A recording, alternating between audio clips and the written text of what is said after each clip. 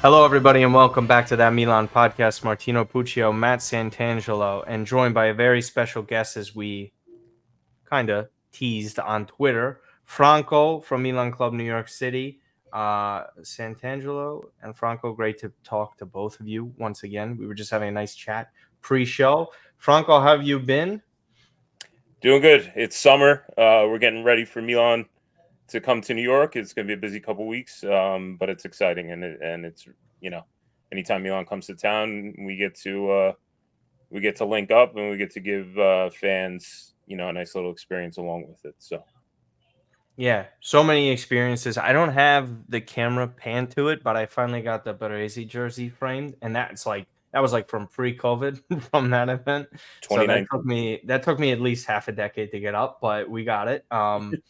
But yeah, super exciting time as a fan, especially with the growth in America, especially with guys like Pulisic and Musa. It's just totally different. And again, the flag in the background is 10 out of 10. So just had to throw that in there. Santangelo, how are you? I'm doing great. We're exactly at the time of recording a month out from the start of the Serie A season, which is crazy to think, right? Like we've been in World Cup, Euro mode, not World Cup, yeah, Euro, Copa America mode, and we're what next week or this weekend, shall I say, is the first friendly for Milan. Like it's pretty crazy how quick we're coming across that, right? So, Yeah. obviously lots to talk about on the market. Franco's got a lot of information coming for Milan Club New York and some of the events. If you guys are in the area, definitely go check them out. Go support them. Hospitality is second to none. They do a really good job. And obviously, towards the back end of this recording, that's my cliffhanger. You'll have to wait for some more information on some of the details there. Yeah. So we're gonna rewind just a little bit because I love Franco's perspective on many things regarding Milan. We've had you on multiple times through different podcasts and such. But this one's a little different. So much has changed since the start of June of last year, I guess you could say, like June 1st, from everything from Maldini to Tonali to that summer market through the entire season, and we had to deal with. That was kind of more of a tumultuous kind of season compared to most. So I just kind of wanted your overall thoughts on it because I know you mentioned that you wanted to bury that one in the past already, but it was a lot because it's not so much just a culture change. It kind of felt like an entire shift of the club once again, and I feel like we say this every like season or two.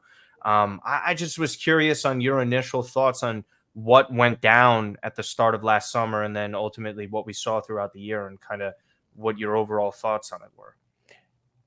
yeah, I mean, you said it. It was nice to finally move on. I think the first day of training camp this season, and Fonseca's eventual arrival, after the anticipation and those weeks in between, it was just so nice just for them to get started, and this way we could move on from that chapter. I mean it, but you're reeling me back in. So, what can you say? Second place was good, but obviously not good enough, and then the bad heavily outweighed the good in that second place finish. Inter winning it right in our faces, with the second star. The disappointment in Champions League, I think the expectations were much higher for Champions League, despite, being drawn into a group that was challenging enough. You end up playing the eventual finalist, which probably nobody expected for all the teams in that group to be the finalists. They ended up being the finalists, so kudos to them. Mm. I think crashing out of Europa League the way that Milan did was probably exponentially more disappointing than even crashing out in Champions League. They're just the two very dismal performances against a national rival, a team that I personally cannot stand. So it just that really After was not losing to them for years, I think not the last losing time to they them lost for was like years, playing 2019. playing them relatively well, except for that maybe 2-2 tie in the league. Um, Yeah, yeah. Oh god, yeah. With just those stoppage time goals, yeah, last January. yeah. So it's hard. It's hard to I feel like a lot of times people pick on individual players. Like I know you spoke about this Martino recently, even on one of your reels during the Euros. Like people go after Leao and stuff. Um, people go after Leao for his stats, and okay, maybe his stats really weren't up to par this season. But if your team can't defend, Leao's stats are secondary, I think, and I think that you need better defending, especially in the center and that holding midfielder that in front of them. And I think that's something that we've been missing for 2 seasons. On a positive note, obviously, I think we could all say that Christian Pulisic was Milan's best player, and for him personally, obviously as American soccer fans and as Italian Americans and as Italian American Milan fans, I think that's something that we all could be proud for and be happy for him. He came up big on so many occasions, and it's not easy to do when you go to a new league with a new language and a different culture and stuff. I think that's really hard for a North American player to do. Um, Leao gets treated unfairly. Some players don't take as much heat as they should in place of that, including the captain. Say the least. Say the least. But in the end, Theo Hernandez is Milan's best player, regardless of the season that he had. For me, it's Theo and not Leao. And if there's one guy that you cannot sell by any means, it's Theo Hernandez. I think you can actually sell Leao and Mike before you sell Theo Hernandez. So for me, the reason for that is where are you going to find another left back? Like even if you get all the money in the world for Theo Hernandez, there's not really a left back that you can go out and replace him with. I mean, at least the other guys, you can go out and replace them. I think that for all the good that Pioli did, he got dragged through the mud. At times, it was justified for sure. Yeah. But in the end, I think in the long run, his legacy of the Scudetto and positive seasons will outlast the vibe that was there this season in regards to him personally. I just think he showed his limitations, and so it was good for the team to move on finally. It was in the opinion of some, I think it was a little too late. But I do think some people were just a little ultra harsh on the guy. I don't think that the criticism was unwarranted. I just think the manner in which some of the criticism was delivered, especially on social media, was uncalled for. After what he did for this team in the past seasons, like people tend to forget, and I know people are going to hate this comment listening. For me, losing to Inter and having them win the second star and beating us to Scudetto in our face in San Siro is devastating, historically devastating.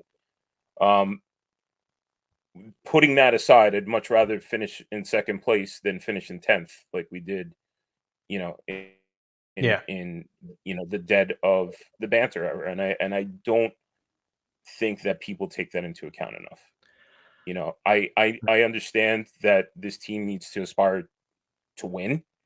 But it wasn't so long ago where things were much, much worse than they are now. And I feel like, people treat things that they are just as bad.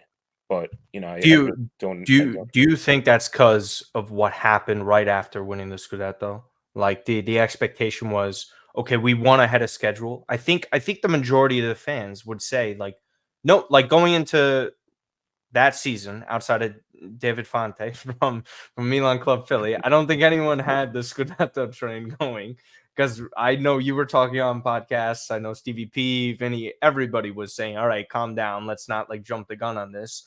And then they ended up doing it. And it was incredible, regardless of whatever Inter's business was, losing a couple of players. Milan were ahead of schedule. It was the youngest team ever to win the title in the 3-point era alone. one of the best road teams in league history too that people forget about. Yep. They beat every single team. And I think off of that, and when new ownership came in, the expectation was, okay, now this is where we go from like point C to point A. Like we're skipping a step.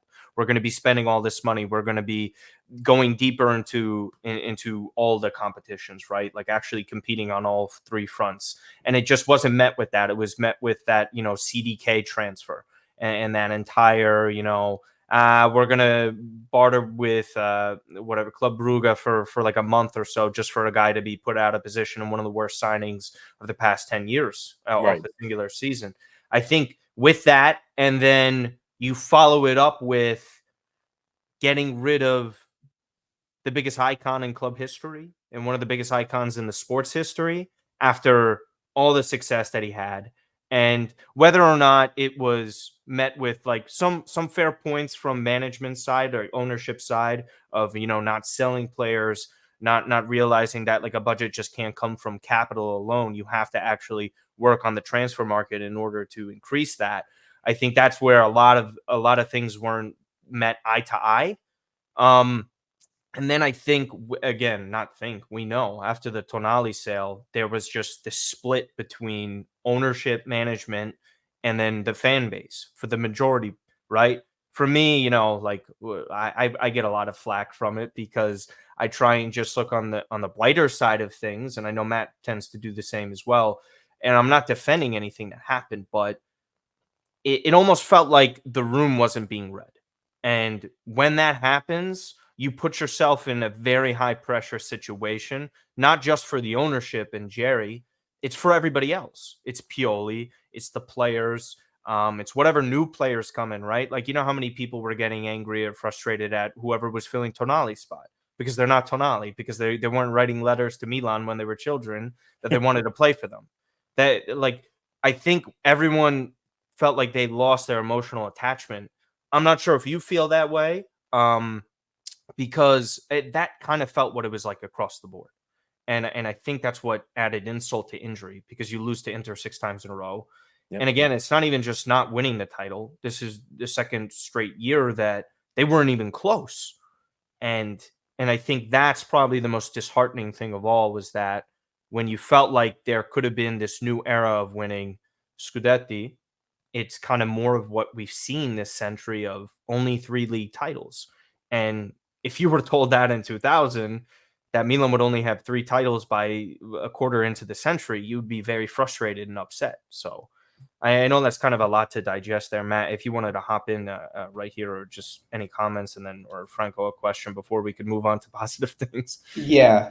I don't want to go too much into this. We did our season review, so I think Franco's thoughts were well put. But I think the theme of the past couple seasons, at least from a Milan fan creator perspective, and separating between us and ownership and management, and especially this ownership, which, if we're being honest, it's a little bit different when you're on the outside and you come into you acquire a big club like Milan. Like, you don't have that attachment. And then when you had Maldini in there, at least you feel as though that, hey, we have a reference point within the team. The players felt like they had a reference point within the team. Someone who gets Milan as the colors, the badge, the significance in the sport, all that.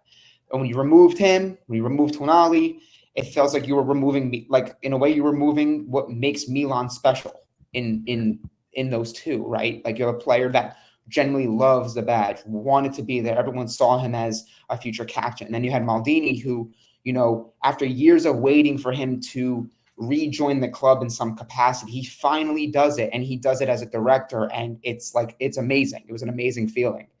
And then to see them to leave and have the year that we did, it felt as though that, wow, Milan were complacent. They're resting on their laurels. To your point, Martino, we won a title. Now it's like, great, well, we won a title. Oh, we're good. Let's just make the balance sheets look good. Let's turn a profit. Let's finish top 4. We're just happy to compete in the Champions League. And that's where I felt that fans were with management ownership.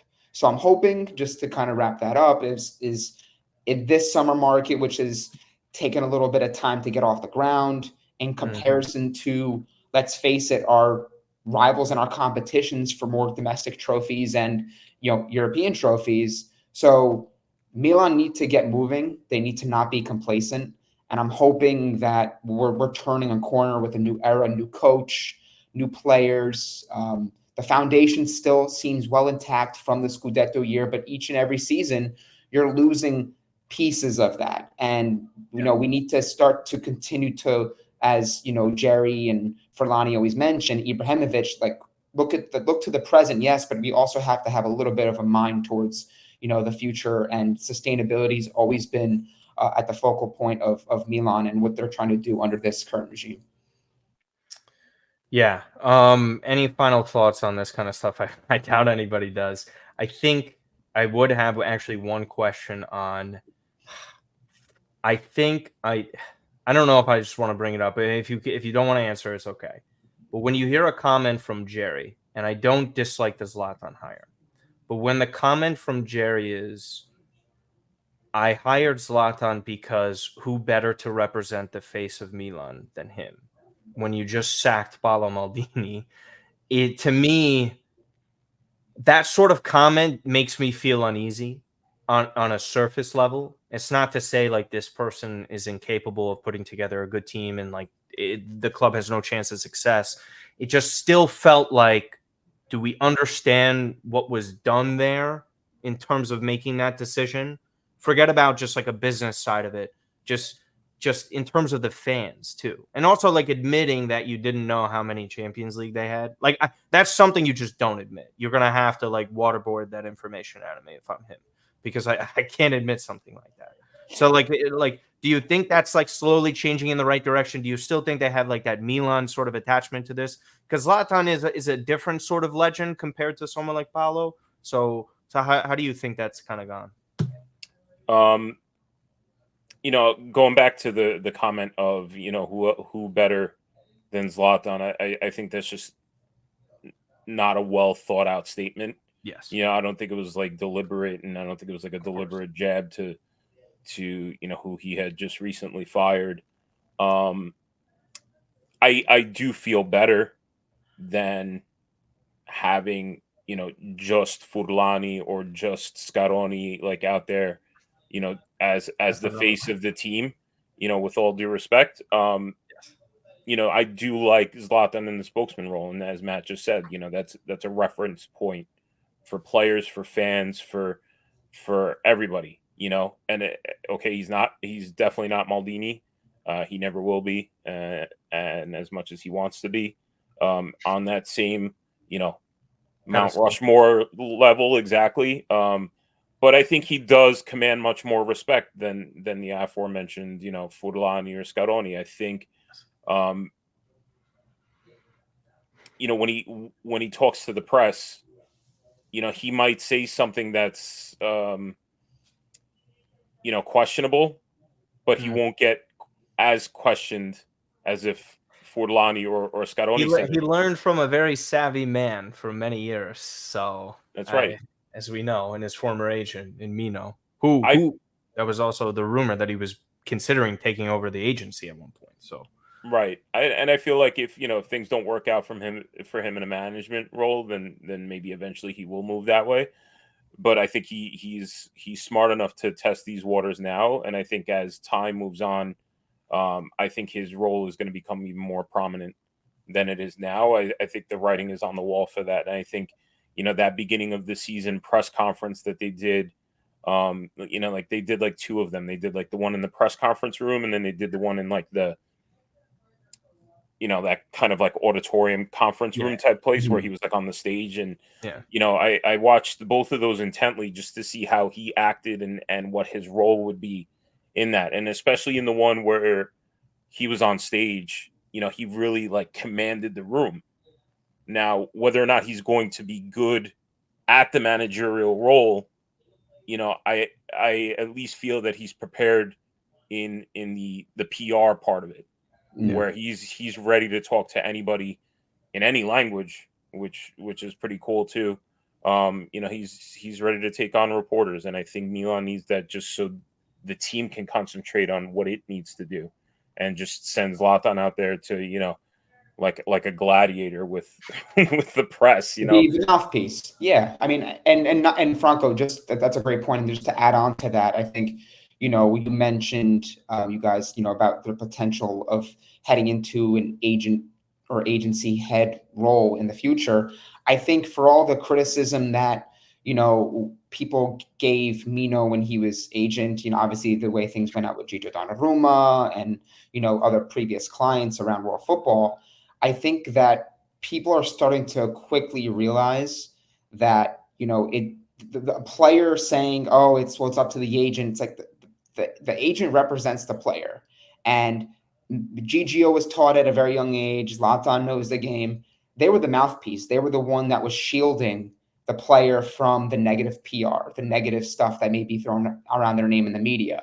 So I think that you make a great point in that, Franco, in the sense that, you know, Zlatan has that personality, has that bravado, he had it as a player, and now he's stepping into a role where he can shield, you know, the club from the media. Which, you know, look, every week, you know, when there's a bad result or a player, which we will talk about, you know, players that come into the club, if they don't succeed or they're struggling, that the media is going to be there. And I think that's kind of where Zlatan, you know, with his affirmation of some of these players like Morata, which we'll talk about, I think is very important, because I think it shows that Jerry trusts Zlatan to also be, again, that sort of, you know, Paolo Maldini-like presence around the team when it comes to his aura. I know that's a word that's being thrown around a lot these days.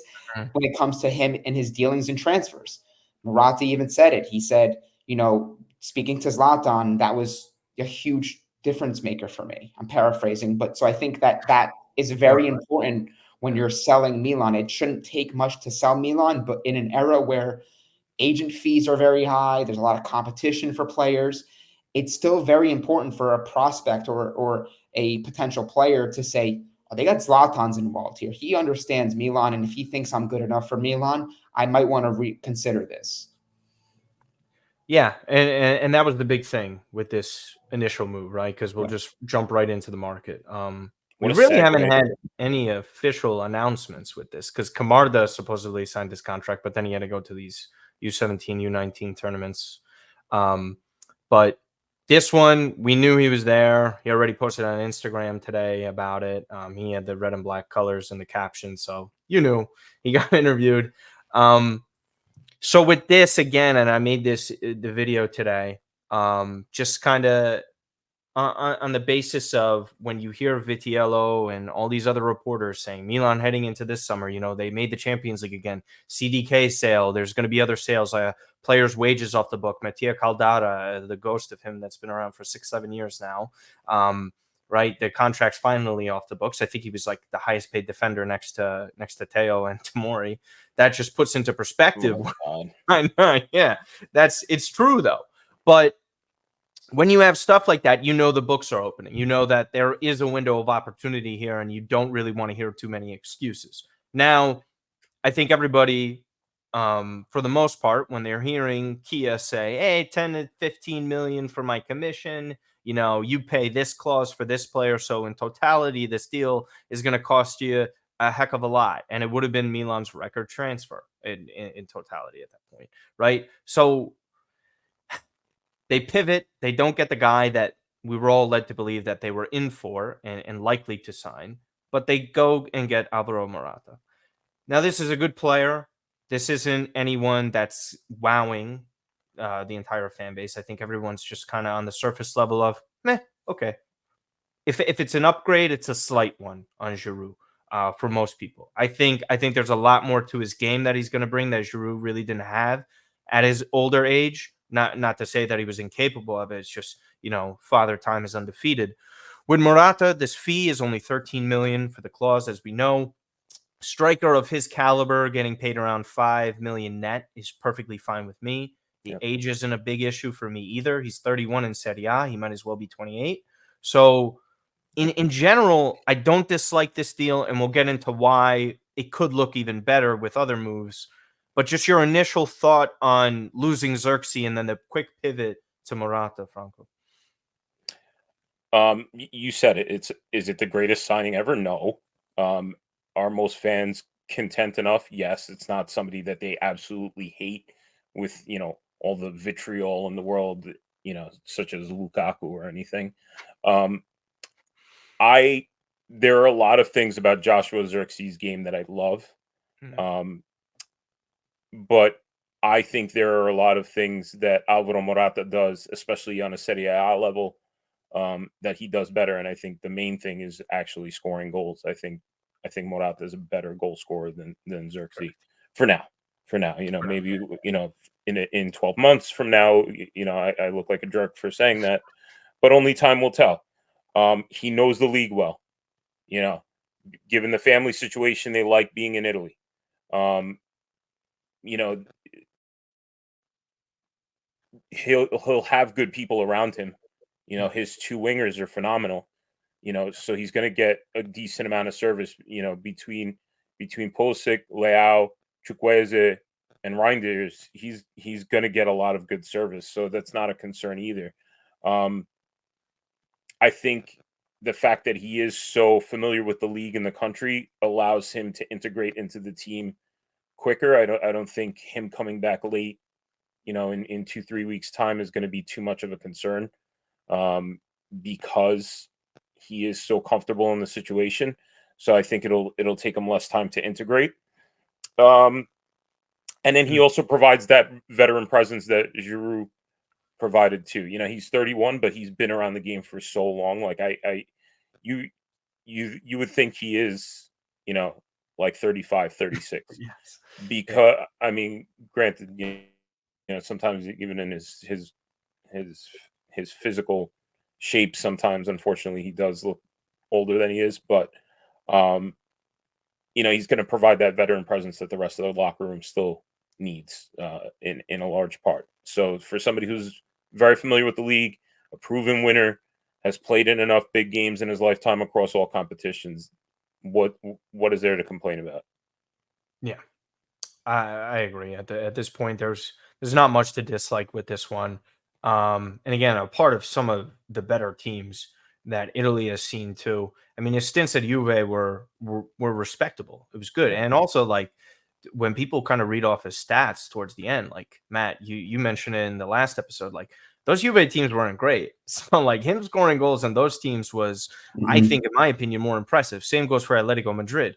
Atletico is not that good as a team in terms of creating and giving their strikers the best opportunities. Chelsea is always a difficult spot to go in, but again, he was a major contributor on those Atletico Madrid, the Real Madrid teams that were winning those Champions Leagues with Ronaldo. So I think he's been proven everywhere at this point. And again, 13 million on this market, and Franco mentions it, where Xerxes, the difference between the two of them in terms of scoring as of today, like Morata's better, and you're getting him at a cut rate price, and you have the opportunity to do even more. From that point of view, Matt, do you think that's the kind of smarter direction to lean in? And I'm kind of heading towards this. I'm inclined to say yes, and I think the more I think about Morata, I wrote an article on him, going in depth on ultimately like the player, some of his past years, trying to be like very honest with it and take off the rose-colored glasses, which we sometimes tend to have when it comes to the market. Right? It's a new signing. We romanticize about this player, but like this guy's going to be the next second coming of Kaká, and we're like, whoa, he's not. Why do we get ahead of ourselves? But I think that we kind of have an idea and understanding of what we're getting in Morata. A player that is everywhere he goes is very respected. He's more of a quiet leader. In that article I wrote, I kind of touched on some of those points, included a couple quotes, but there was a great article that came out by Sid Lowe from Guardian, and it was a really extensive piece on his presence within the Spain setup, right? Where you have all these players like Lamal and Pedri and star players up and down, and everyone was like, well, they got Morata leading their team. How is that possible? Everyone across the board has always raved about the type of man Morata is. He's a leader. He's selfless. He's empathetic. He's a vulnerable leader. He does so many things that I think will be able to provide benefit to this changing room, which I think is a huge thing. And that gets sometimes lost on a lot of people in the modern era where they're so surrounded by stats and data dumps and fees and this. And it's like, you get a good guy who wants to win, will do whatever it takes for his teammates to succeed.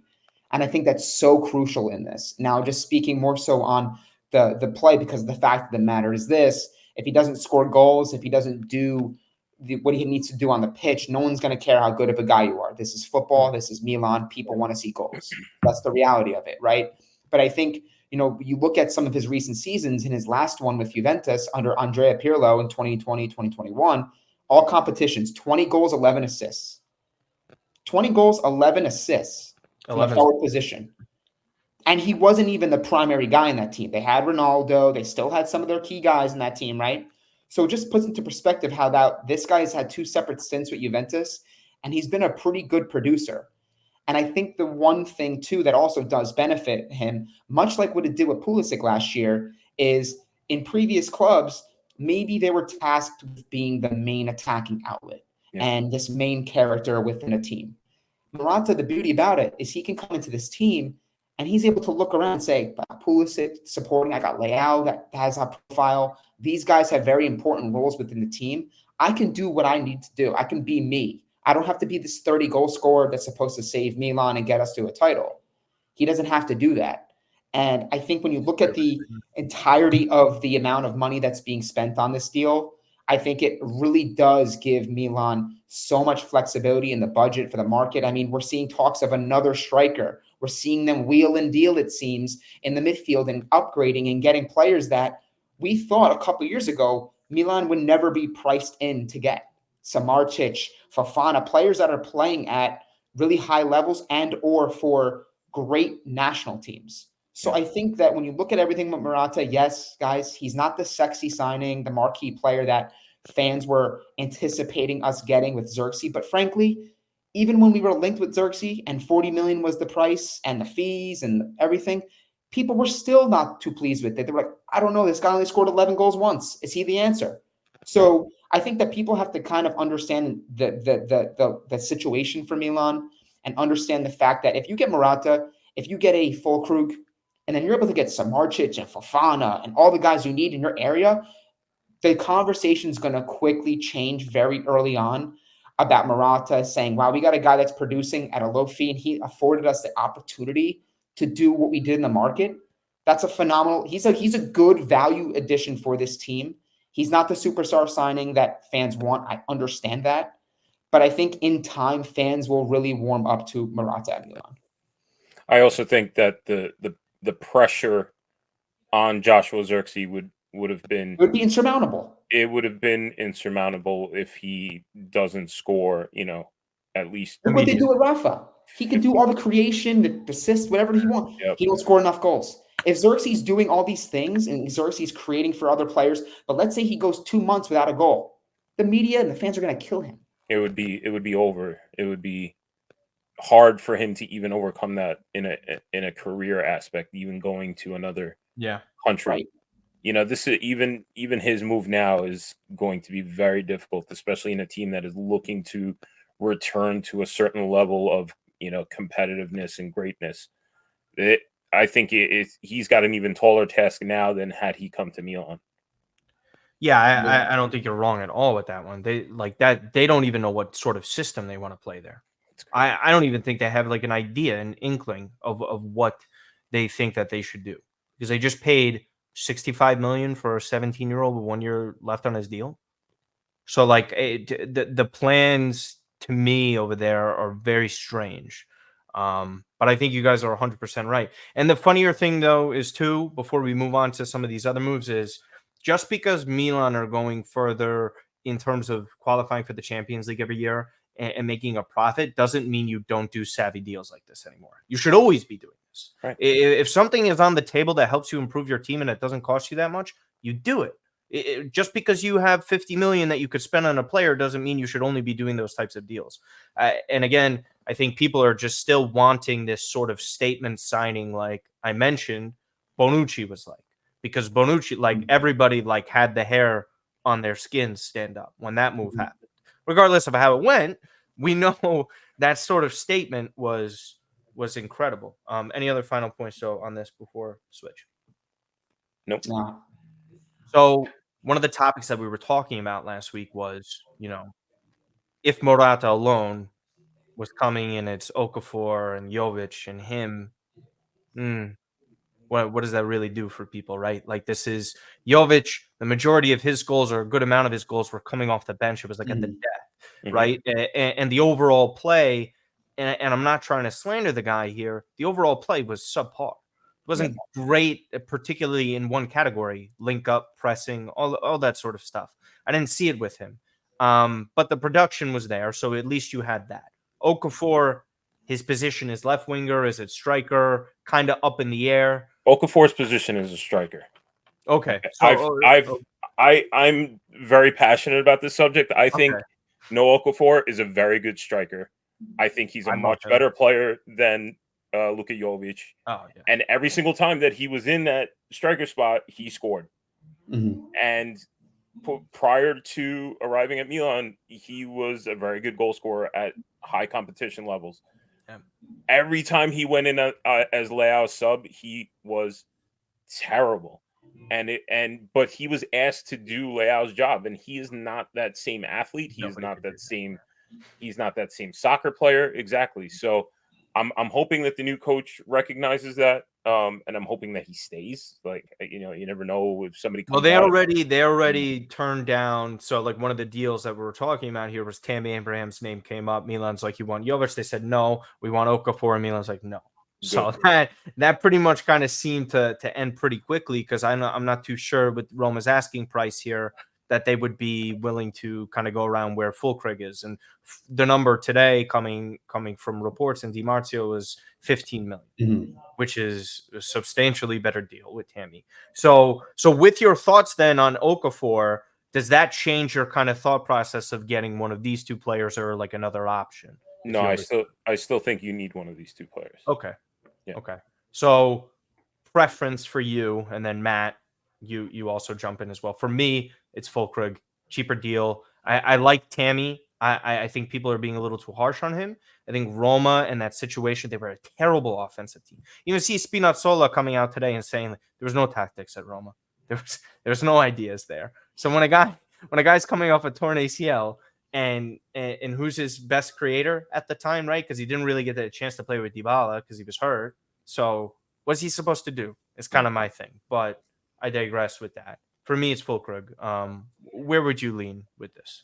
I feel like I feel like it's closer than people make it seem between these two players. I do think it's a little bit of a toss-up. I think Fulkrug just a little bit over Tammy because of fitness level and strength. I think he's just a stronger dude, and he can battle, and that is a kind of a guy up top that Milan is missing and has been missing since Zlatan was in good shape. I don't think you can discount Tammy completely. I mean, you mentioned the price point too. I mean, that's obviously an important thing, but Tammy Abraham is a great finisher. I think he's an underrated finisher. Like you said, with better service, I think he can be a very good finisher, and his familiarity with the league, obviously, with Fulkrug, you're going to deal with somebody in a new environment. Add to the fact that Tammy Abraham might be able to fit in because he's got, some compatriots on the team too. You got Tamori there, you got Ruben. Pulisic.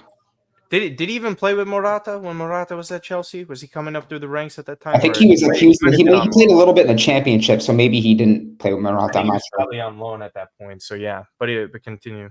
So he and Pulisic were on the same team at the same time as well?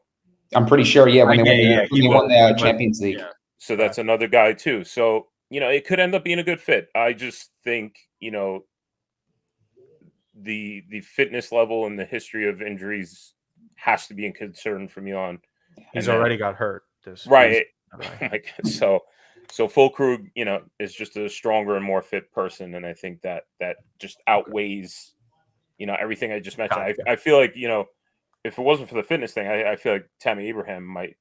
The upside would just be better, but also probably Roma wouldn't probably be considering selling at that point too.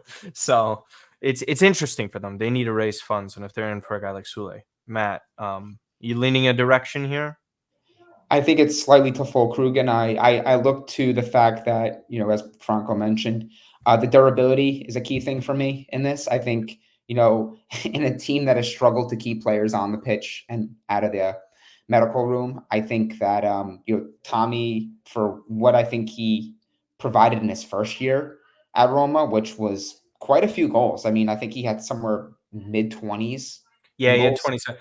I mean, this is I a will. difficult league for players to Conference League shot those up big shot this time, up. but Still, goals are goals, no, no, right? no, no, for And sure. in a Just Roma wanna team provide that. that you said was devoid of tactics and ideas, right? So, but I think the Yeah. Fulkrug, I think it's important to, like, in many ways, what I look at with Morata, where he was the captain of the Euro winning Spain side, Morata. Now you have Fulkrug, who played quite a few minutes for Germany.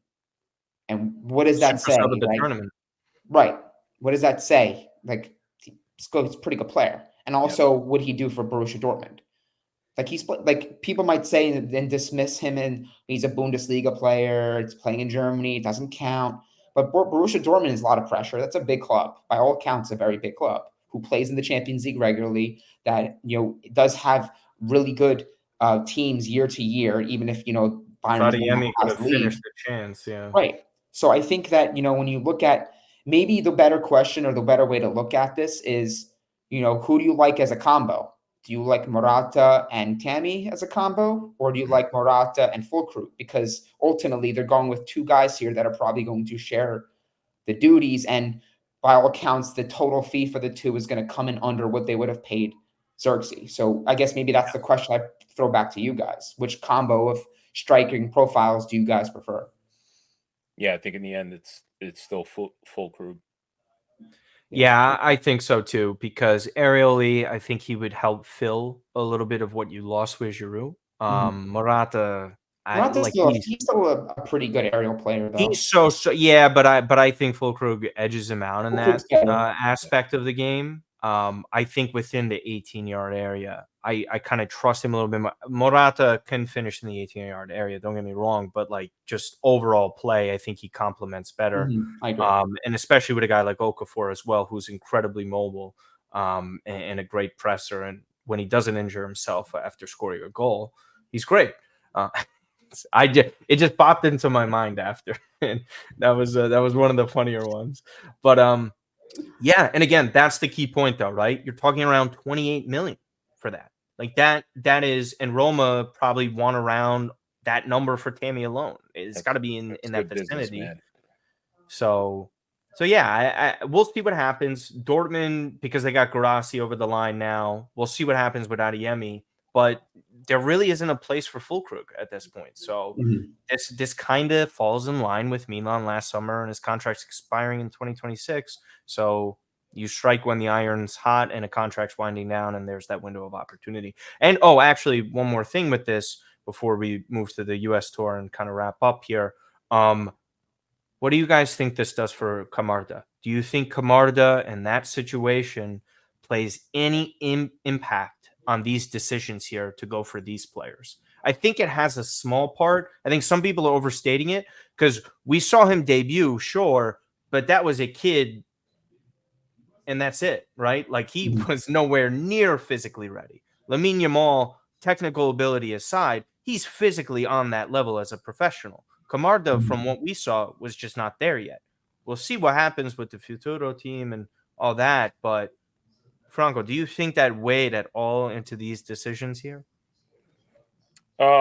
Yeah, obviously it has to, right? I think it's blatantly obvious when they come out and say already a month ago that he's going to be like the face of the Futuro team, and it's them saying, listen, he's not ready to be with us yet. Yeah. Sedici's going to be hard nosed for him. He's going to get some licks there. He's going to get beaten up, which I think is good for him. But if I still think skill wise, if he shows any sort of dominance in that league, it's going to be a great sign.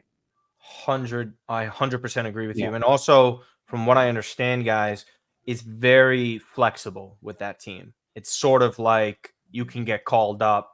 It's like baseball, almost like a minor league team. Yep. Yeah. Correct. So it's not like, hey, we have to recall you on loan. It's like, nah, you're still ours. Come up, you're with the first team. We'll see that with Zeroli and a couple other players. Finally, on the direction of the summer here, is there a singular name anywhere that you guys would want at a specific position that we've been linked to? Because now the links they're heating up, and today it was Smardzic and Fofana, but the Fofana stuff was that they're moving closer for him, but Smardzic is not an alternative, that it would probably hinge on selling one of Pobega or Adley, and that's a no-brainer for me if that's the case. But as we know, his father tends to be a little difficult with these deals. Is there a name that's kind of been brought up recently that made your eyes pop out? I think it's Fofana. I think it's Fofana for me.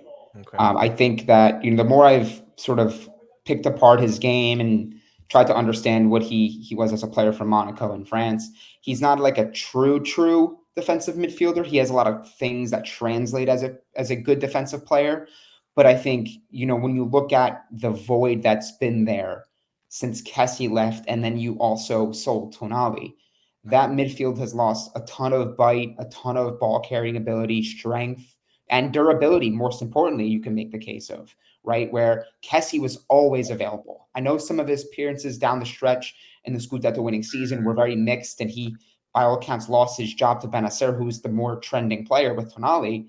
But Kessie was one of his biggest strengths was his durability. He was a very durable player. So was Sandro Tonali. And I think that if Milan's able to insert a midfielder that gives them that ball carrying ability, the presence to get the ball forward, carry it from the back, and get it into the feet of Tijani and some of the more creative, dynamic midfielders, I think that's going to really expand the way Fonseca plays with this team. And frankly, I don't think that for all the things we said about Pioli, personnel-wise, with injuries and everything, I don't think that Pioli really had the setup to play the type of football that fans were asking for when I look at it. I think everyone was saying we want to play quick. We want to play like we did during the lockdown year where we were swinging the ball fast and we were getting after teams. I think with the players that we're linked to, I think we can play a type of football that's more foot on the gas, attack minded, and to Fonseca's introductory presser, where he said we want to defend in the final third. We want to be able to defend very high, which means they want to win the ball back and they want to keep the foot on the gas. So I think Fofana is a player that we really do need in the midfield. And on the topic, real quick, just of Smardzic too, at the potential sacrifice of Adley or Pobega, we talked about this in the last episode, Martino, is you could tell a lot about a team's strength by their worst player or their one of the last players on their depth chart is raising that level. Milan have a good 11 to 13 players. If you look at Milan's 11, you're like, they got a pretty strong team here. But who do they got coming off the bench? And if you're able to add a Smardzic to and Fofana to Musa and Reinders and Loftus-Cheek, now you start to really have this. Now you really start to look up and down this team, and you're like, man, Milan's got options at right wing. They got Chukwueze, who we haven't even talked about, on the bench. You got multiple strikers. You got guys who could play on the left. You got guys who could play as a number 10. You have guys in the central defense. So, now that's where the conversation starts to ramp up, and you really start to look top to bottom that this team that Milan has put together over the last 2 summers, for all the sacrificing, is quite deep. So I think the midfield with Fofana specifically would probably be my guy. Franco, any names? Nothing? No, like a specific name, no. I really like that point about the depth chart. I mean, Smardzic is such a step up from, with all due respect, Adley and Dr. Tom. So, I like those 2 guys, but they're just, I still think Adley, they're expendable. I think Adley, obviously from a fan favorite standpoint, I think he's just a good locker room dude. My bigger question is, can you do something at the right back position? Is Kalulu your new right back? Are you gonna have a new number option for it? Are you gonna have yeah, exactly. You changed the 5 today. Are you gonna have another option there?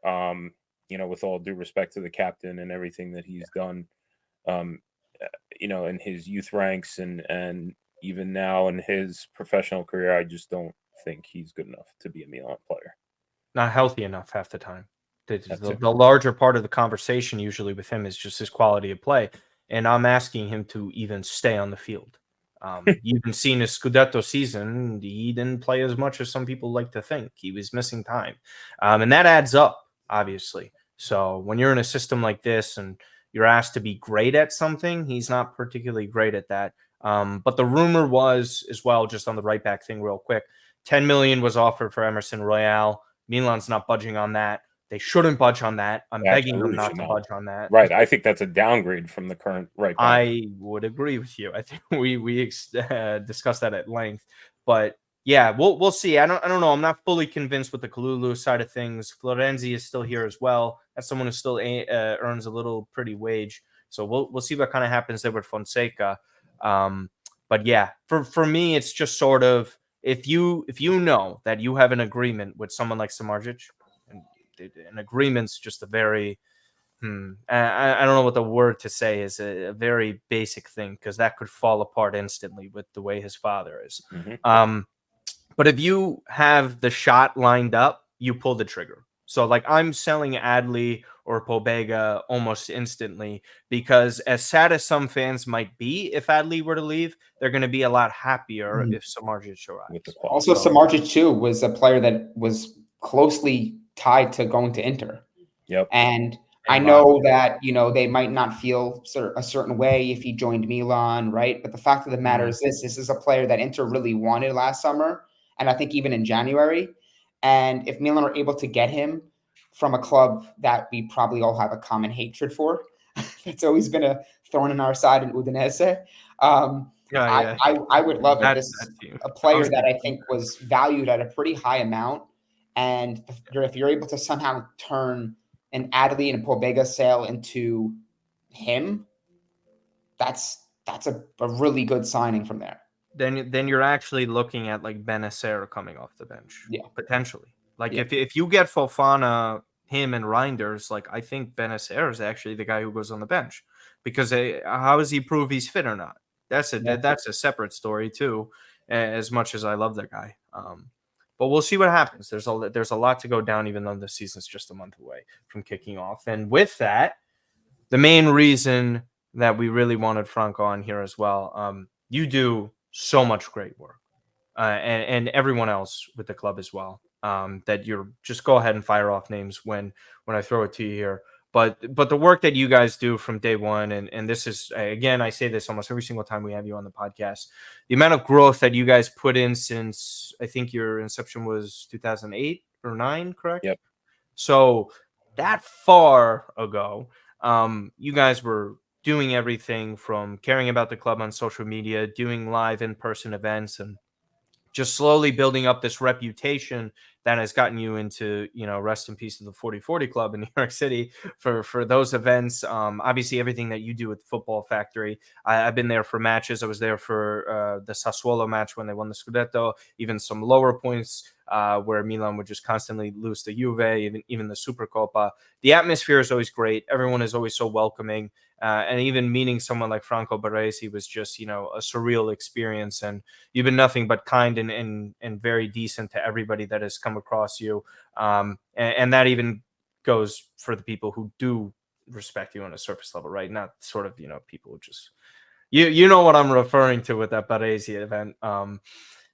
But yes, you've done so much, and you have more. So do you want me to throw up this graphic right now, or you want to just... Well, before you even do that, I want to say thank you to you both, because you've been so supportive of our club and highlighting what we do, and even Matt from like the very beginning, like really the olden days, and it's guys like you that really help our club grow as well, and help other people find us, and just by everything that you just said, if somebody didn't know if they would ever come and check us out, like everything that you just said helps somebody who's like on the fence know that it's a safe place to come to, and it's a welcoming place to come to.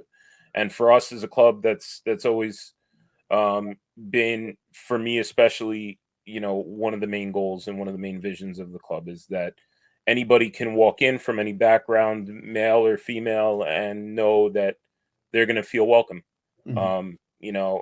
And so, whether they live in the area or whether they're visiting as a tourist. That's our goal. And I think now that Milan is coming to town again, we get to do it again. And so, like, starting off the tour is going to be this party that is very loosely tied to the team. There are no players involved in this event, so there is no current Milan players involved in this event. We might get one or two members of Milan staff that'll come visit us during this event. So this is the night before Milan's first match of the tour. So Milan's going to play 3 matches on this tour. They're going to play Manchester City on July 27th at Yankee Stadium in New York. They're going to play Real Madrid on July 31st in Chicago, and then they're going to play Barcelona on August 5th. I think it's a Monday night in Baltimore. So this is the night before the first match. We're going to just throw a party. It's literally just a party for Milan fans at our bar.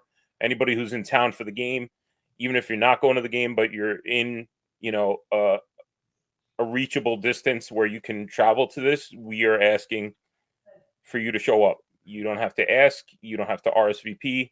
You don't have to be 21. This is an open event that we're going to allow. The bar agreed to allow families at this event too. And it's just going to be a nice night together celebrating. The guys from Boston said that they're already coming. The guys from Philly said that they're already coming. A couple of guys from Toronto, I believe, are going to be there in time for this event. Not sure about Montreal, but I'm pretty sure 1 or 2 of them will be here as well. So it's going to be nice, to have those clubs involved. I believe somebody from DC said that they should be here in time for Friday night too. So you got Milan Club DC represented. And then a couple of people from Italy wrote to us already and said, we're going to be on vacation. Can we stop by? And basically we said that's what it's for. It's for you to stop by and be with other Milanisti for a night. So. Yeah, no, very exciting. Football Factory is a great environment, regardless if you're just there to kind of like sort of hang out. I've been there when it's not the most packed place in the world, and the environment's still very fun.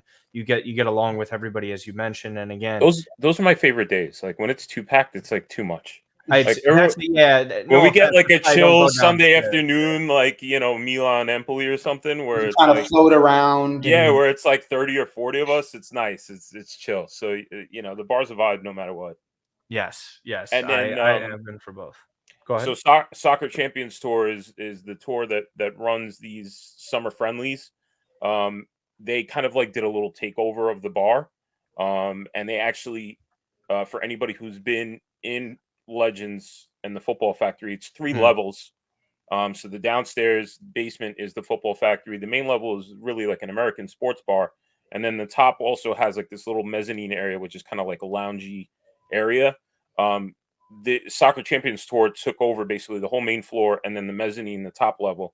And they actually rebranded and like restored some of the top level. Like they did some restoration to it, and it actually looks beautiful. They put some new screens up there, so that's actually where we're going to run the party from. So we're going to start from the top down, and they've done a really great job. They're actually going to do some other side events too, not just tied to Milan. Like this coming Friday, they're going to do a jersey contest, and basically they're asking people to show up in their absolute best jersey that they own, and they're going to vote for the best jersey. What's your best jersey? I know you got a lot.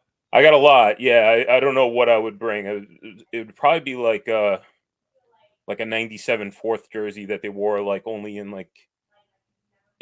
this mini tournament that they played in Brazil, and like they only wore the jersey once. Those are dope. Those are among my personal favorite.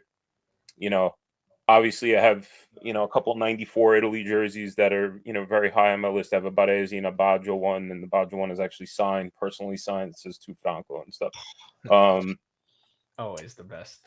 The centenary jersey. Like how do you I have a Shevchenko centenary jersey that's just it's incredible. Yeah, just there's a lot. There's a couple of like mid 90s home, a couple mid 90s, late 90s away, fourth. There's so much stuff. So I could show up with like 9. You could be like that guy who shows up like wearing that one player's jersey and he's got like 50 of them. And Yeah. But do not do that in the summer, guys. Just let you know. Go ahead. They've done a really great job with the bar. So obviously July 27th, we're going to be at the match. It's going to be at Yankee Stadium. We're going to actually do like a walk up to the stadium. We're going to post this on our socials. We're going to give people a meeting point. And it's not a bar. Like, so we were going to like meet up at a bar and then walk to the stadium, but we're actually just going to meet at Maycombs Dam Park, which is also, some people know it as Heritage Park, which is right across the street from the stadium. And there's just like baseball fields and like a playground there. Yeah. And we figured that's a better place to meet up. We don't know who's with families. We don't know how many, how long people are going to stay in a bar. Some people, if they want to go to the bar for 2 or 3 hours before that meeting point time, obviously they're more than welcome.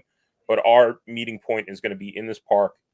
And then we're going to try to have like this little, mini corteo where as many Milan fans as possible, walk up to the stadium together just to show, some of the casuals and fringe fans that, the other team that's playing is pretty well represented too. And I think that's our goal for that day, because there's going to be a lot of people that don't realize that until they're there that day. And it gives Milan a really good commercial too. People, some 10-year-old kid might say, yeah, let's, his dad might say, let's go see Man City.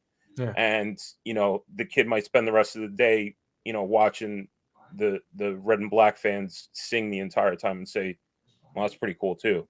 And the captain of the U.S. national team plays for them too. Look at that.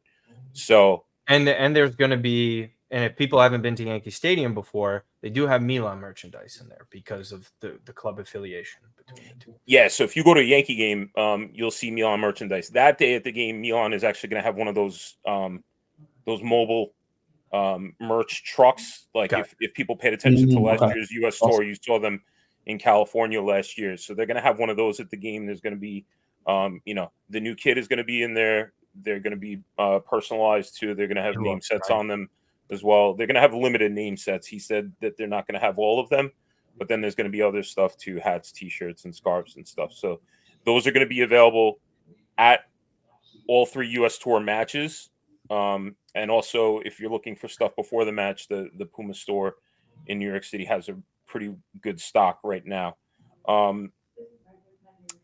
After the match at Yankee Stadium, Milan will go to Chicago. And on Wednesday, July 31st, they're going to play Real Madrid in Chicago. That night, we're going to host a watch party for that game.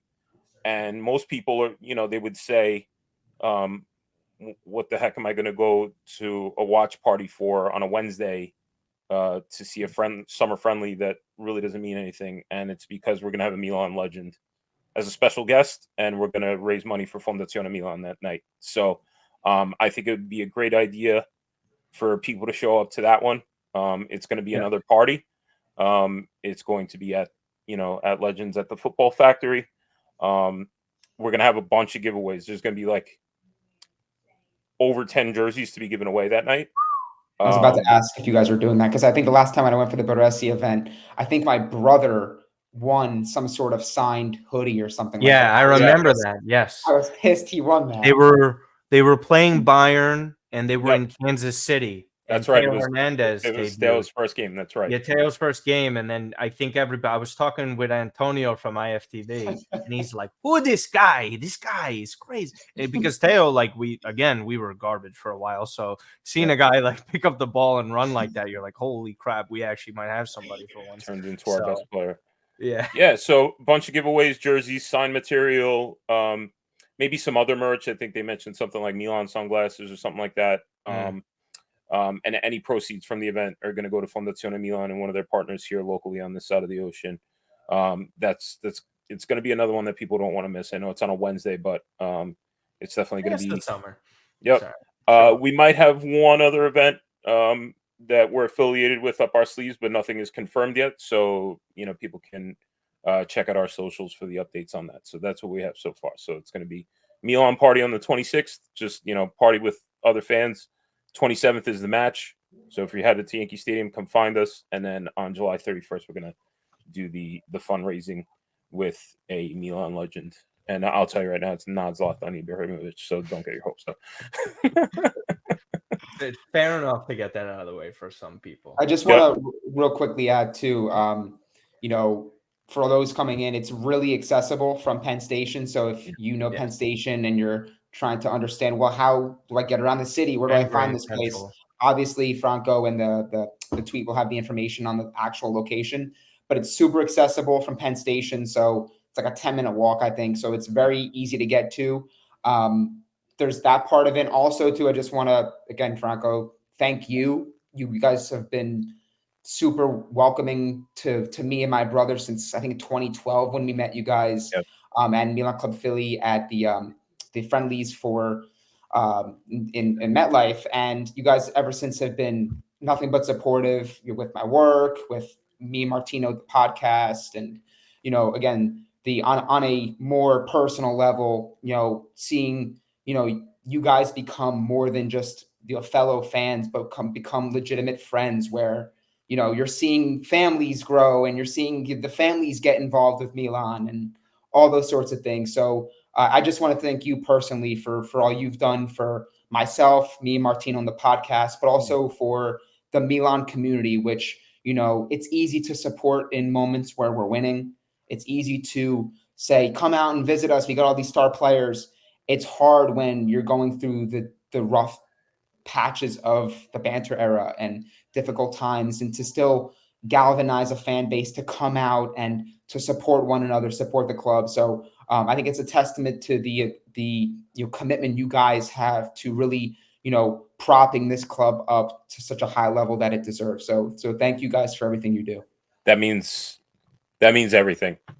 And the fact that we're able to unite people, the fact that we're able to make new friendships for other people, not even just for ourselves, but even make connections across the world. Like I recently took a trip with my in-laws to Italy, and we ended up in my father-in-law's town, which is just a small town in Basilicata, and I met up with the Milan club there, and